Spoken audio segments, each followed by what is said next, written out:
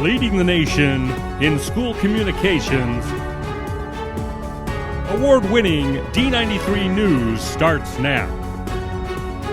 Hello and welcome to a special Election Day edition of D93 News presented by Farm Bureau, Bonneville County. We have a jam-packed show, and if you are watching this after the fact because we include it in the family newsletter, go ahead and skip ahead to some of our other stories like a popular principal returning to D93 and our weather policies. That's very timely right now, but our top story is the election that's going on as we speak. That's right, Phil. This is a chance for our community to help decide the future of D93. KPVI's Heather Ann Wagner tells us what's exactly on the ballot. On November 8th, voters in Bonneville Joint School District 93 will see two questions on the ballot. First is a special election question, which asks if $1.5 million saved during the construction of Black Canyon Middle School can be reappropriated to repair other schools in the district. And, unlike many bonds and levies, this one has no price tag. The $1.5 million, that doesn't cost our taxpayers anything. Again, it's money that they've already approved. They approved about a $32 million bond. And so this is money that's included in that, but we have to go back and ask for approval to use it in a different way. The way they want to use the funds is to help repair the older schools and a bus garage. One school especially in need is Ammon Elementary, which is almost 100 years old. This school needs a new solid floor, and the cafeteria stairs need work. They're not ADA compliable, and they ice over in winter. The stairs during the winter, I try to keep the ice and the snow built up off of them, so it's a little bit safer, but it's still a hazard, especially for the young ones. The district says updating existing schools is better than having to build new ones, but that requires money for upkeep, and they have to rely on a lot of local funding. So the state has definitely increased funding for schools. The challenge has been that they increase it in specific line items. And so we haven't received an increase for facilities. And in fact, some of that has actually decreased over time.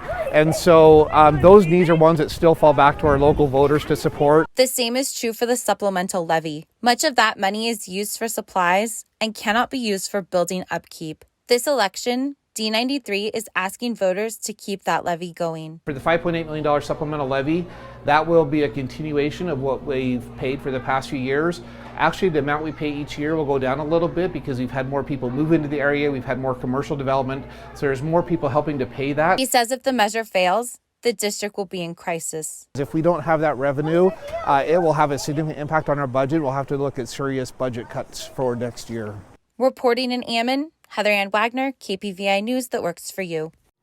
Now the polls are open until 8 p.m. tonight. You can find more information on our website. We talked about the election during yesterday's D93 Live presented by Lookout Credit Union. We also talked about the calendar and something even more timelier, if that's a word, our procedures for canceling school because of weather. Just a quick reminder about our board policy on emergency closures. Definitely as soon as the snow starts falling, our kids, including the ones here in my house, start thinking about snow days.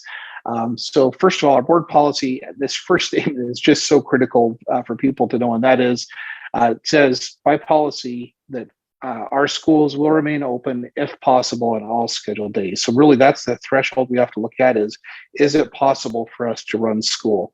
And the times we determine it's not possible, it's either when it's so cold outside that it really does present a health risk or safety risk to our students. It's not really in policy. I think it might be in procedure, but we use that minus 20 degrees as the threshold of saying it's really too cold for our kids to stand outside and wait for school buses.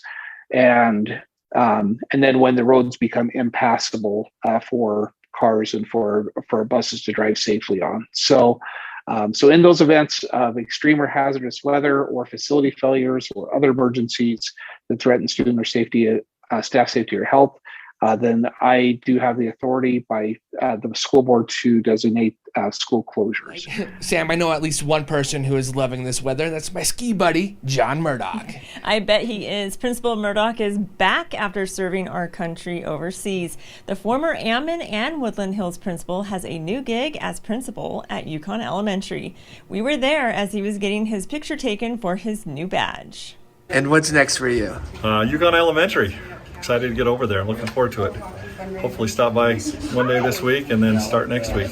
Awesome. Welcome back. So excited to have him back. Well, the critically acclaimed, award-winning SpongeBob musical is making a splash this week at the Idaho Falls Civic Center stage. The musical is being presented by the Idaho Falls Youth Arts Center, which always has a lot of D93 students in their production. Now you can catch their performances on November 11th and 12th and November 14th through the 16th at 7 p.m. with a special 2 p.m. matinee on November 12th.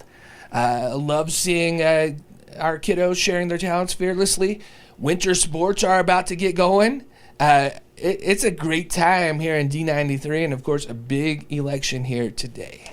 Absolutely. And just like we mentioned about snow closures and stuff, please make sure you go and check your settings in PowerSchool.